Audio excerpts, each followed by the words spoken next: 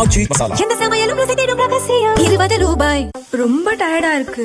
இயற்கையான டேட்ஸ், பாதாம், பிஸ்தா, cash and honey கொண்டு தயாரிக்கப்பட்ட லயன் டேட் நட் பைட்ஸ்.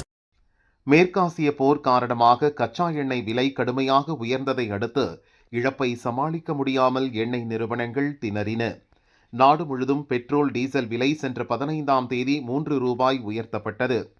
போர் சூழல் காரணமாக எண்ணெய் நிறுவனங்கள் தொடர்ந்து நஷ்டத்தில் இயங்குவதால் மீண்டும் பெட்ரோல் டீசல் விலை உயரும் என்ற தகவல் நாடு முழுதும் பரவி வருகிறது.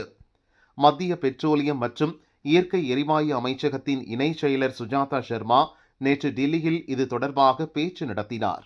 அதன்பின் செய்தியாளர்களிடம் அவர் கூறியதாவது: மேற்காசியாவில் நிலவும் போர் காரணமாக அரசுக்கு சொந்தமான எண்ணெய் நிறுவனங்கள் தொடர்ந்து நிதி நெருக்கடியை சந்தித்து வருகின்றன. இந்த சூழலில் எரிபொருட்களின் விலை அடுத்து எப்போது உயரும் என்பதை கணிக்க முடியாது. இருப்பினும் இந்தியாவில் போதுமான அளவு கச்சா எண்ணெய் இருப்பு உள்ளது. எரிபொருள் தேவைக்காக மக்கள் யாரும் பயப்பட வேண்டாம். அனைத்து அத்தியாவசிய எரிபொருட்களின் விநியோகமும் சீராக தொடர்வதால் கேஸ் சிலிண்டர் விநியோகஸ்தர்கள், சில்லறை விற்பனையாளர்கள், நுகர்வோர்கள் மத்தியில் தேவையற்ற பயம் வேண்டாம். நாடு முழுதும் தடையற்ற எரிபொருள் விநியோகத்தை உறுதி செய்ய மத்திய அரசு தேவையான நடவடிக்கைகளை எடுத்து வருகிறது. எனினும் மின்சார அடுப்பு உள்ளிட்ட பிற மாற்று சமையல் முறைகளை பின்பற்றுவது நல்லது என்றார்.